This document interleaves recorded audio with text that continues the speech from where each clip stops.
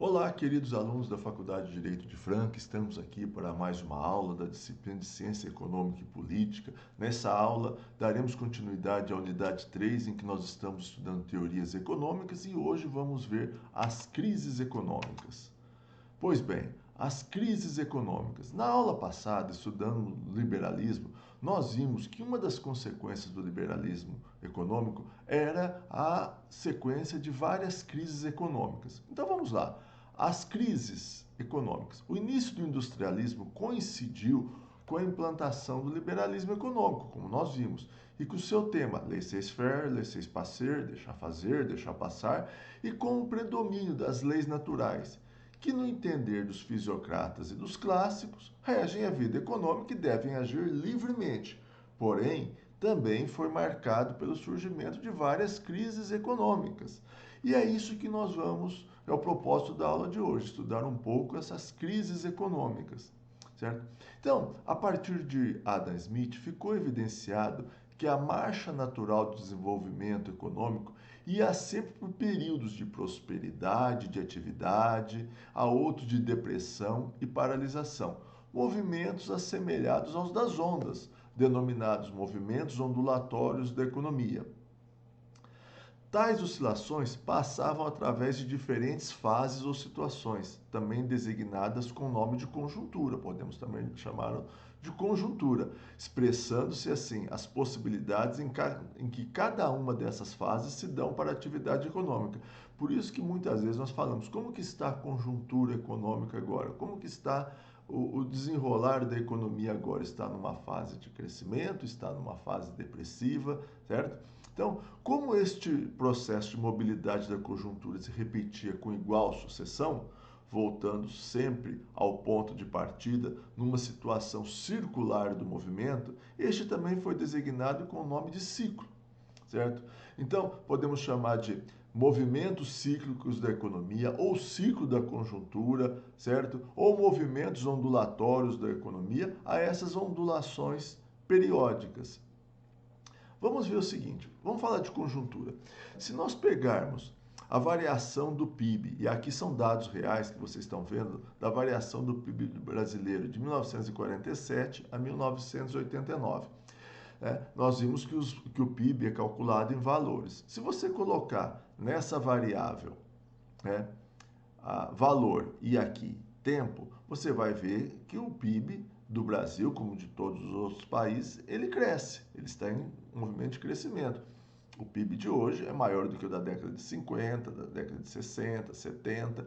Porém, vocês observam que esse crescimento não é um crescimento linear, certo? Não é um crescimento linear. Às vezes ele cresce muito. Aqui nós podemos ver no início dos anos 70 até 77, 78, foi o período, certo? 67 em diante até 73 foi inclusive conhecido como o período do milagre econômico brasileiro, mas nós temos períodos ruins, como o início da década de 80, certo? A crise do início dos anos 80 em que o PIB caiu, certo? Isso em valores, em termos nominais. Então, ele não é um crescimento linear. Se a gente pegar esses mesmos dados, certo? Esses mesmos dados que estão aqui e colocar numa outra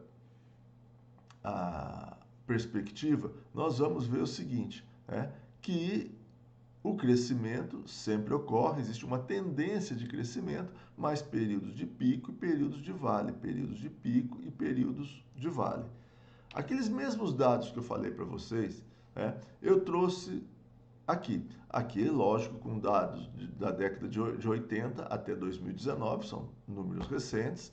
Valor nominal do PIB em 2019 estava em 7,3 trilhões, certo? A nossa renda per capita estava em torno de 34 mil reais, mas nós pegamos aqueles mesmos números de lá e colocamos, só que a variação anual. Então aqui nós colocamos nessa variável a variação anual, mais 1, mais 2, mais 3, mais 4, mais 5, mais 6, e menos 1, menos 2, menos 3, menos 4, e colocamos de um ano a outro qual a variação.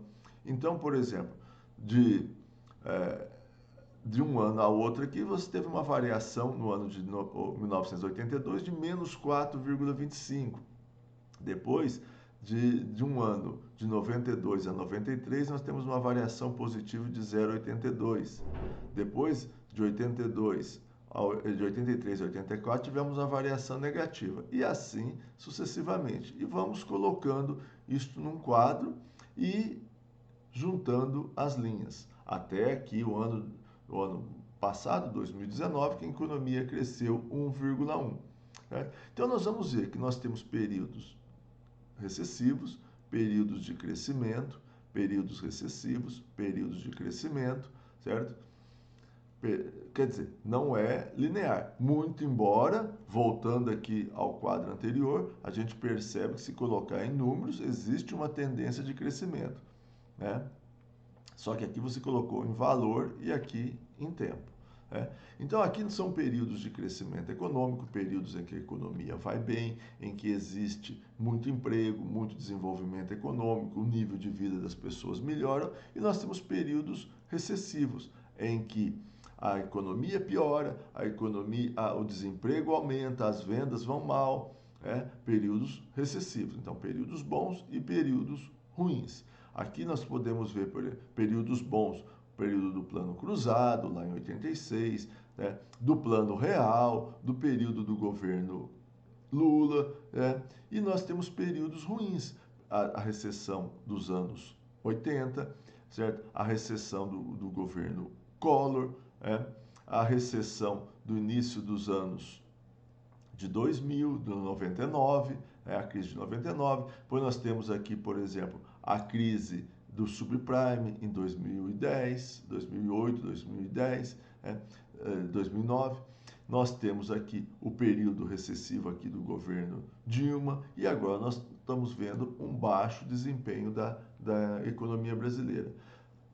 Adiantando, certo? Possivelmente agora no ano 2019, no ano 2020, nós teremos uma baita de uma recessão, uma recessão. Bom, a economia é a mesma coisa, Aqui nós temos os mesmos dados da economia brasileira numa perspectiva maior, de 1950 a 1998. Nós temos períodos bons, o plano de metas, o milagre econômico, o segundo PND, o cruzado, o real, E aqui nós temos períodos ruins, a crise dos anos 60, a recessão de 81, 83, a recessão do período Collor. Aqui são os mesmos dados, uma variação maior, uma perspectiva maior de praticamente mais de um século, de 1901 a 2018. Então, nós temos períodos bons e períodos ruins. Aqui, olha, a crise de 29, a Segunda Guerra, o choque do petróleo em 73, certo? A recessão dos anos 80, o confisco da poupança do período Collor, a crise do subprime em 2008, nós temos aqui o período do governo Dilma, períodos bons e períodos ruins. Então, isso daqui, Schumpeter associou os períodos de prosperidade, a fase de rápida difusão de inovações e tudo mais, e oportunidades de lucros supranormais, despertaria o interesse do empreendedor, levando a investir, contratar RH e assim estimular o crescimento econômico. Então nós temos períodos de estímulo, períodos de crise, períodos de estímulo e períodos de crise. Então, o que é a crise econômica? É o movimento de perturbação do equilíbrio econômico que vai normalmente por fases ondulatórias do movimento cíclico, que são a prosperidade e a depressão econômica, que manifesta-se por uma elevação geral de preços, a crise propriamente dita, a fase da liquidação dos negócios. Alguns economistas pretendem que o ciclo econômico ou a conjuntura atravessam 4 fases: a depressão, a reanimação, a prosperidade e a crise, voltando novamente ao ponto de partida, ou seja, a depressão econômica. Então, agora eu vou tentar esquematizar para vocês melhor um pouco mais desses ciclos econômicos. Bom, o que nós vimos aí? é que a economia, a marcha natural da economia, ela não se dá de maneira linear. Ela passa por períodos de um crescimento mais intenso, um crescimento menos intenso, mais intenso, menos intenso. A economia, de uma forma ou de outra, na maioria dos países, está em processo de crescimento, mas não é um crescimento bastante linear. Né? Então, isso nós chamamos de ciclos econômicos. Nós temos períodos de prosperidade, períodos de menos prosperidade, recessão. Né? Nós chamamos isso de ciclos econômicos, ciclos conjunturais da economia ou conjuntura econômica.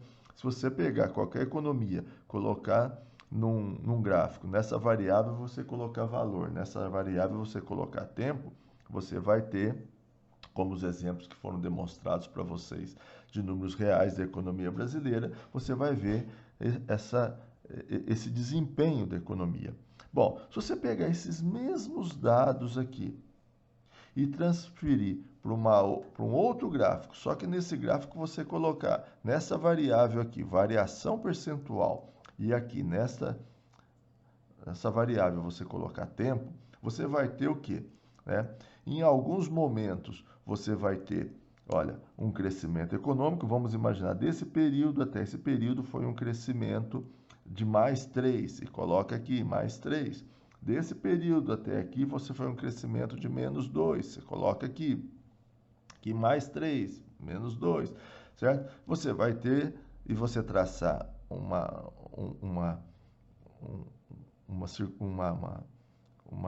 reta aqui entre elas, né?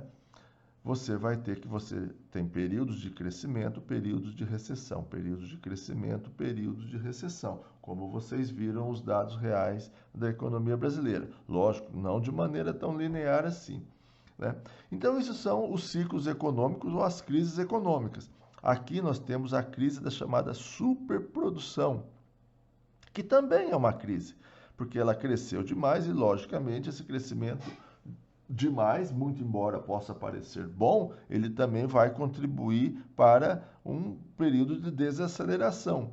Né? Então, nós temos aqui a crise da superprodução, muita prosperidade, e aqui nós temos a crise propriamente dita, a depressão, a crise do infraconsumo, a recessão, o período ruim.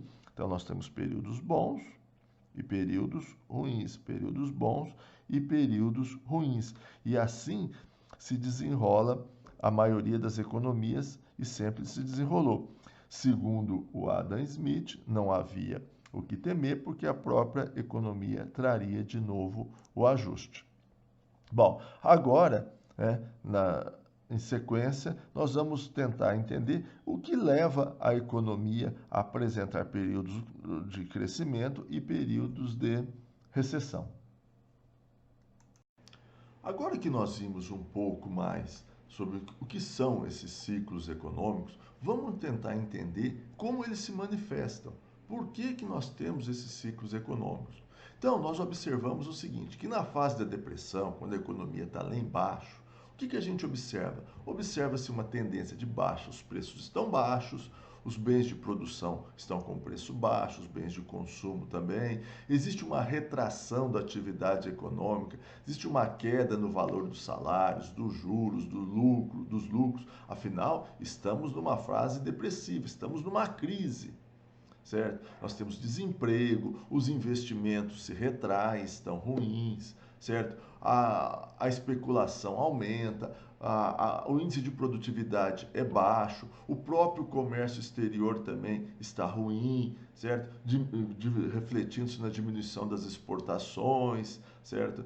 Na balança de pagamentos. Então, nós estamos na fase mais depressiva, que é inicial, vamos chamar assim de inicial de um ciclo econômico. Né? Então, quando a economia está em crise. Né? Então, mas nós vamos ficar sempre em crise? Não. Chega um determinado momento que a economia por si só vai se reanimar. Por quê? Porque o sapato vai furar, a camisa vai rasgar, as pessoas vão ter necessidades de aumentar o consumo. Então, dentro dessa própria depressão, surge o que o Adam Smith falava, dos germes da reanimação. com os salários baixos, taxa de juros baixas, né? E o empresário percebendo uma possibilidade de reanimação da economia, pouco a pouco, né? Se for um único empresário, não resolve, mas vários empresários começam a reorganizar suas empresas. Poxa vida, agora é a hora de eu investir.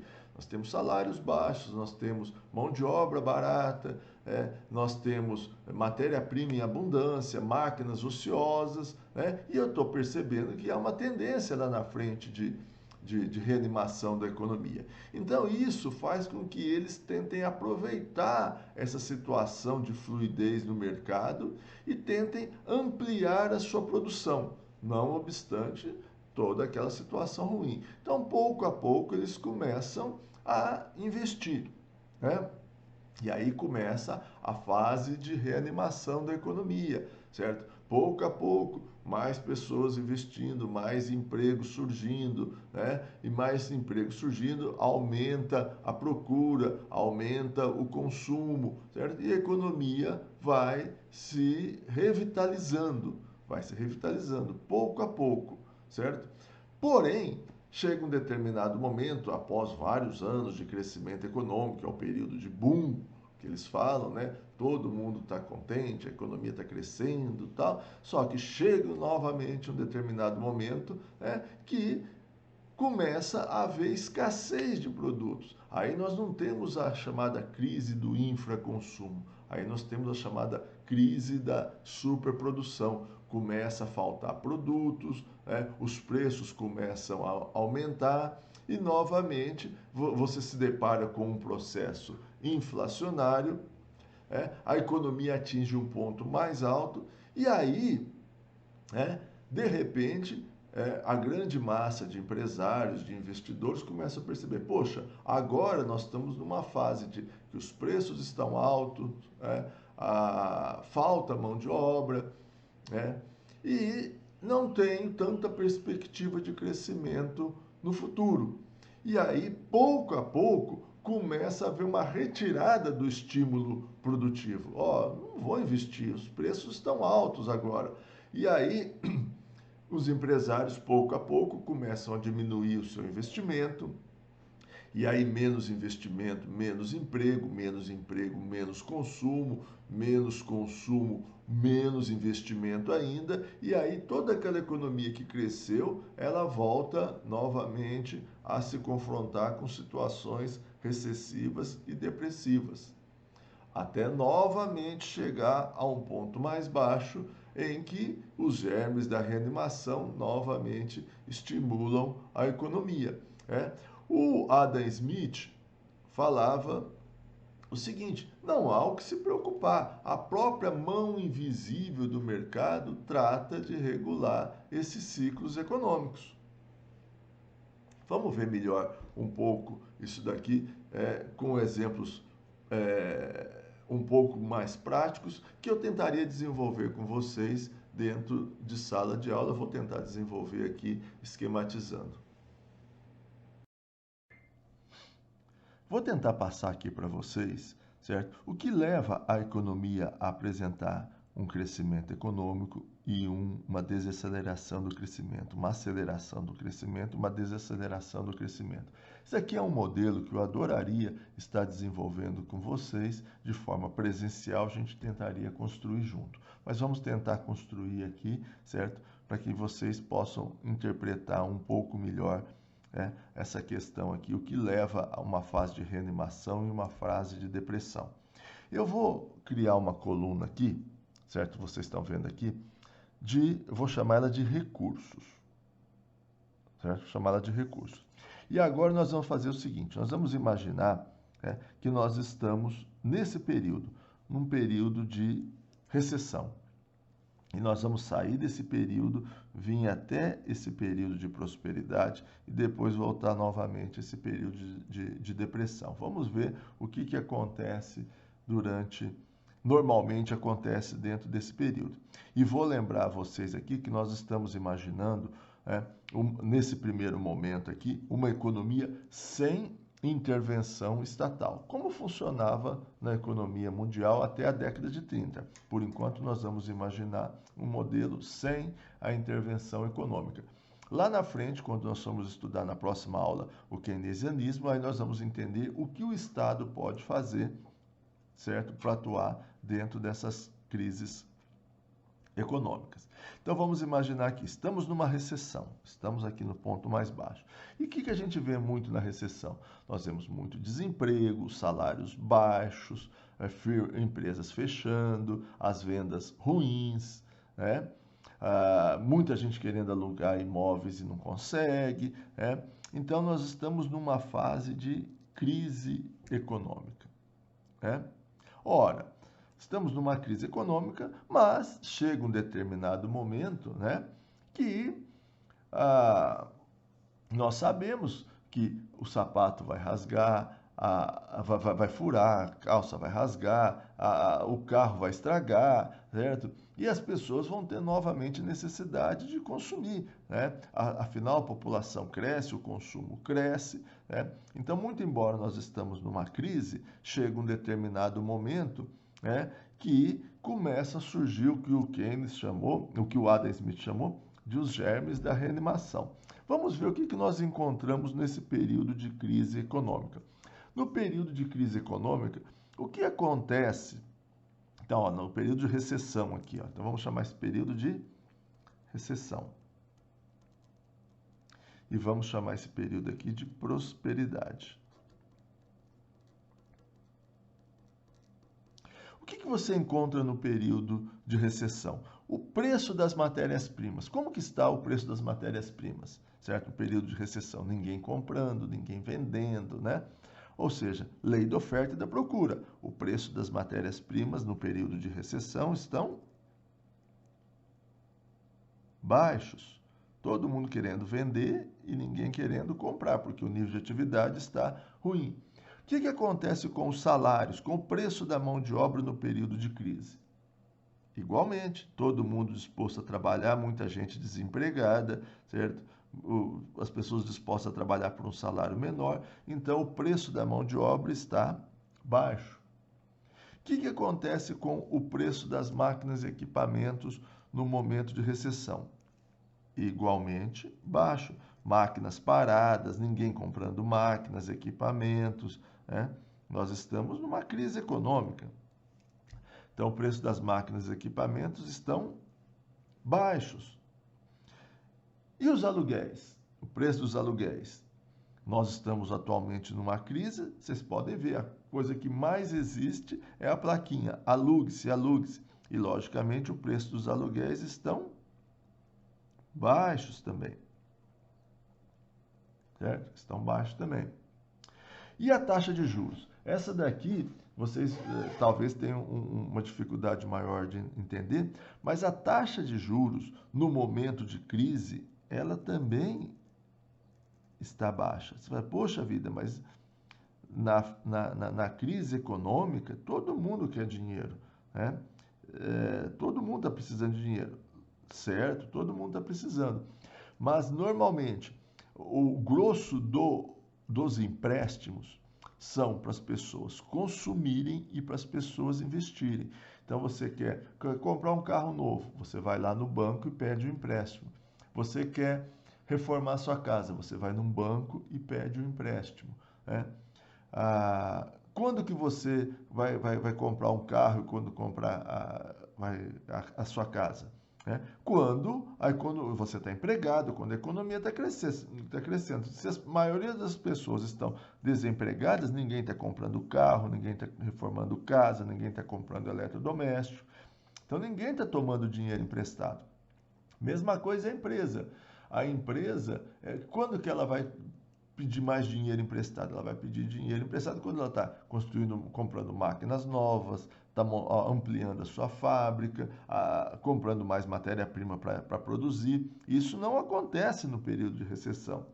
Vocês podem até me falar, mas no período de crise econômica, todo mundo quer dinheiro. Lógico que todo mundo quer dinheiro. Mas vai lá no banco pedir dinheiro emprestado, eu estou desempregado, eu quero dinheiro emprestado. Não vai ter. A minha firma está quebrando, eu quero dinheiro emprestado. Lógico que você quer dinheiro emprestado, mas não é para isso que o banco está lá. Ele está emprestando para consumo e investimento. Esse é o grosso do empréstimo. Então, no momento de crise, normalmente você tem taxas de juros baixas, certo? Por quê? Porque você tem uma grande quantidade de dinheiro nos bancos que eles não estão dispostos a emprestar, a menos que tenha bons projetos. E isso não acontece muito no período de recessão.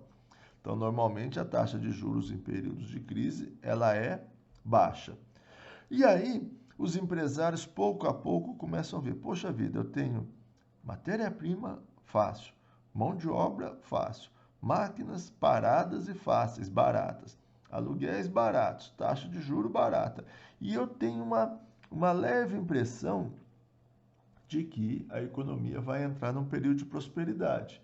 E aí o que acontece? Os empresários, pouco a pouco, começam a fazer, ó, eu vou começar a investir agora. Está muito fácil, tá tudo, os recursos estão abundantes e fáceis e eu estou enxergando alguma coisa lá no futuro. E aí, pouco a pouco, os empresários começam a comprar matéria-prima, contratar mão de obra, comprar máquinas, equipamentos, alugar imóveis, tomar dinheiro emprestado e começam a investir. No momento que eles começam a investir, começa a ver o quê? Contrata trabalhadores. O que esses trabalhadores vão fazer com o salário no final do mês? Vão consumir mais. E, logicamente, eles consumindo mais, as empresas vão ter mais venda, ou vendeu mais esse mês. Então, eu vou produzir mais ainda. E contrata mais trabalhadores, investem mais ainda na economia, certo? Na empresa, e aí contrata mais trabalhadores, mais emprego, mais renda, mais desenvolvimento econômico, mais consumo aumentam as vendas, o empresário, vendeu mais ainda, vou investir mais ainda porque as vendas estão melhorando. E a economia começa a entrar numa fase de prosperidade econômica. Mais compra, mais salários, certo? Mais investimento, mais produção, mais salários, mais consumo, certo? Isso estimula mais consumo ainda e as empresas vendendo mais vão produzir mais ainda e contratar mais trabalhadores e a economia entra num período de prosperidade. Normalmente esses períodos aqui demoram 4, 5, 6 anos, existem até aqueles que se propõem a determinar o tamanho desses ciclos econômicos, os ciclos pequenos, os ciclos médios, os ciclos longos, mas normalmente esses ciclos vão de 5 ou 6 anos, né? E assim você tem um período de prosperidade, prosperidade, prosperidade. Poxa vida, o discurso tá bom, é até gostoso a gente ouvir isso, mais emprego, mais renda, mais desenvolvimento econômico, né? E todo mundo contente, todo mundo ganhando dinheiro, todo mundo empregado. É a fase de prosperidade econômica. Mas vocês já observaram aqui que parece que a coisa não vai continuar assim para sempre. Então vamos imaginar, você ficou 3, 4 anos em prosperidade econômica, toda a economia, certo, crescendo de forma positiva, né? Tudo crescendo, todo mundo contente, todo mundo empregado, né? Bom, aí você está aqui agora, certo? Chegamos nesse ponto. Nesse ponto, nós vamos observar o seguinte: o que acontece com o preço das matérias-primas? Todo mundo foi comprando quando elas estavam baratas. Agora, nesse segundo momento, o que acontece com o preço das matérias-primas? Começam a ficar caros. O que acontece com a mão de obra? Aqui tinha muita gente desempregada, eu contratava trabalhadores baratos, salários baratos. Aqui o que acontece? Todo mundo tá empregado. Se eu quiser um trabalhador, eu tenho que oferecer salários maiores. Então o preço da mão de obra sobe. E o preço das máquinas e equipamentos? Aqui eu tinha máquina parada, todo mundo querendo vender máquina, certo? Aqui, se eu quiser comprar uma máquina, eu tenho que fazer uma encomenda e esperar a fábrica me entregar. Então isso demora, ela está mais caro. O preço das máquinas subiram. Mesma coisa com o preço dos aluguéis, certo? Aqui eu encontrava um monte de plaquinha aluga-se. Aqui ninguém mais tem imóvel para alugar. Se eu quiser alugar, vou ter que pagar um preço mais alto. Mesma coisa a taxa de juros. Aqui os bancos tinham dinheiro para emprestar e ninguém estava comprando casa, ninguém estava comprando carro, ninguém estava comprando máquina, ninguém estava investindo em fábricas. Aqui todo mundo foi lá no banco, todo mundo trocou o carro, todo mundo reformou a casa, todo mundo comprou eletrodoméstico, todo mundo investiu em fábricas, em máquinas, e os bancos ficaram com os cofres vazios aqui. E a taxa de juros subiu. Que fenômeno começa a acontecer aqui, tão comum para os brasileiros, e que, de certa forma, vai induzir a uma reversão desse ciclo. Aqui nós temos um período de inflação. Os preços de todo subiu. E isso vai refletir nos preços em geral. Isso nós temos um processo inflacionário. E aí, dentro desse período aqui, dessa chamada crise, a chamada crise da superprodução,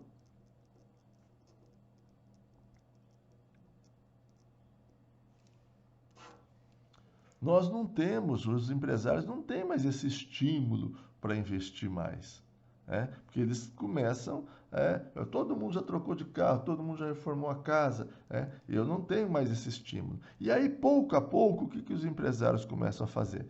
Começam a diminuir a produção, porque não tem mais aquele estímulo de vender tanto assim. E aí, diminuindo a produção, eles vão contratar menos trabalhadores. E menos trabalhadores significará menos consumo. E menos consumo vai ensejar o quê? Uma menor produção ainda. Por que eu vou produzir sendo que as pessoas estão consumindo menos? E a economia que estava num período de crescimento econômico vai entrar numa fase de recessão econômica. Menos pessoas empregadas, certo? Menos consumo, menor a necessidade de produção. E a economia vai entrar num período de crise econômica, certo? Até que ele se depara com um período de recessão, que é a chamada da crise do infraconsumo,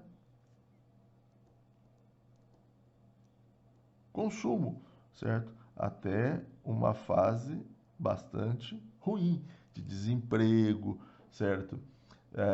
De crise econômica, de empresas fechando, de nível de atividade ruim. Mas nós não vamos ficar eternamente nesse período. Novamente, você volta a esse cenário, O preço da matéria-prima, da mão de obra, equipamentos, começa a ficar baixo e a economia volta-se a um período de prosperidade.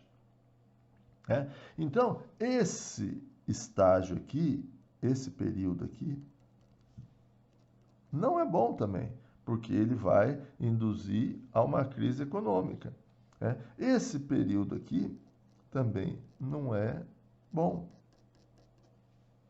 Certo? Então, não é bom a inflação, o período de muito crescimento econômico. É lógico que o período de crescimento econômico é bom, mas muito crescimento econômico vai ensejar uma crise.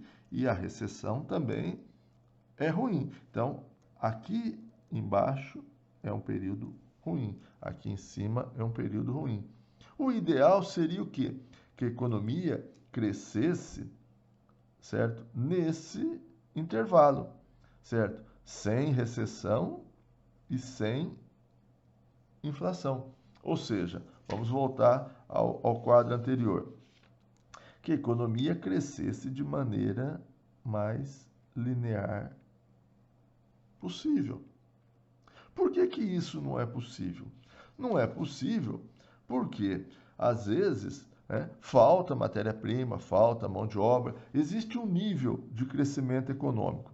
Então, a oferta de recursos, ela tem que ser igual à demanda por recursos. Então, se a economia, se o PIB está crescendo 6% ao ano, e a oferta de recursos, o crescimento da oferta de matéria-prima, o crescimento de mão de obra for de máquinas, de aluguéis, se a oferta de recursos for igual a 6% ao ano, nós vamos crescer sem inflação, nós vamos crescer 1 ano, 2 anos, 3 anos, 4 anos, 5 anos, 6 anos, 6 anos, 10 anos sem recessão e sem inflação. Mas o que acontece é que a economia deixada só por conta do mercado, quando ela começa a crescer, ela cresce muito rapidamente, ela cresce, vamos supor, 8% ao ano, enquanto a oferta de recurso cresce 6%. E aí você tem o quê? Inevitavelmente a inflação e a desaceleração.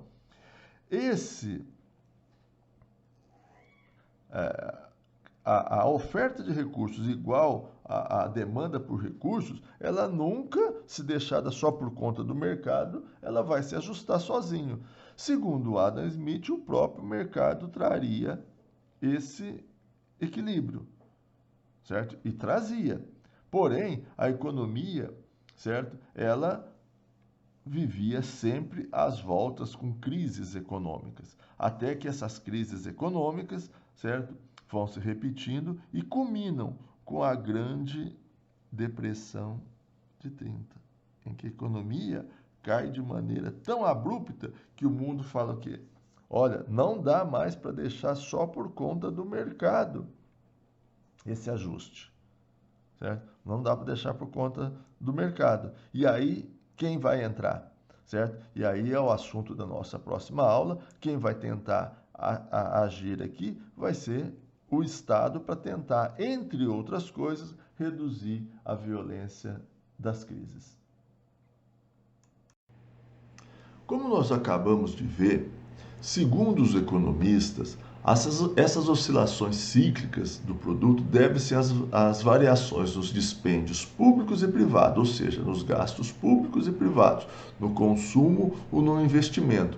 Aumento da demanda agregada, ou seja, aumento dos gastos públicos e privados em bens nacionais, levam ao aumento da produção, do emprego e da renda. E diminuição dos gastos públicos e privados, do consumo e do investimento, levam à diminuição da produção, do emprego e da renda. Os dispêndios privados crescem nos períodos durante os quais a taxa de juros são baixas, o crédito é fácil. Então, isso estimula os empresários a investir, a comprar máquinas, a montar fábricas, a aumentar a produção. E para aumentar a produção, eles contratam trabalhadores que gastam mais em bens de consumo. Isso induz novos empresários a contratar mais trabalhadores e o produto se expande. Nós vemos isso, Da mesma forma, quando o Estado gasta mais, existe aumento dos gastos do governo, crescimento das exportações, induzem ao crescimento econômico, do emprego, aumento dos gastos de consumo e a mais expansão. Então, nós podemos fazer o paralelo entre a economia de um país e uma firma. Se as vendas vão bem, a economia cresce. Se as vendas vão mal, e faltam reservas, é a bancarrota. Todos os fatores que concorrem para o aumento das vendas, como crédito fácil, expansão internacional e confiança no governo, contribuem para o crescimento econômico. E os fatores que contraem as vendas, com desastres agrícolas, crises internacionais que reduzem nossas exportações, contribuem para as recessões. Então, nós acabamos de ver que nós temos períodos de prosperidade e períodos de depressão. Isso era mais ou menos normal no período do liberalismo econômico. Segundo os liberais, liderados por Adam Smith, não havia o que temer, porque a própria mão invisível do mercado traria de novo ao equilíbrio. E a economia passava sempre por esses ciclos, certo? Esses ciclos conjunturais. Bom, até que a violência desses ciclos vai se tornando cada vez maior. As crises vão se tornando mais frequentes e maiores, até que culmina com a crise da superprodução de 1929 e a Grande Depressão da década de 30. A economia cresce demais e cai demais, até que chega um ponto, que o mundo inteiro se pergunta: vamos deixar só por conta do mercado esse ajuste? Porque a gente viu aí que o próprio mercado traria de novo esse ajuste. O Estado, naquela época, vivia no liberalismo econômico, certo? Para ele, nada precisava de ser feito, o próprio mercado tratava de se regular. Quando chega a crise de 30, o mundo inteiro se questiona, sobre essa inanição, certo, do Estado, e aí vem as propostas keynesianas que se propõem, entre outras coisas, a reduzir a violência dessas crises. E como reduzir a violência das crises é o assunto da nossa próxima aula, onde estudaremos essa escola keynesiana e veremos o que o Estado pode fazer para diminuir a violência dessas crises econômicas. Muito obrigado pela atenção e até a nossa próxima videoaula.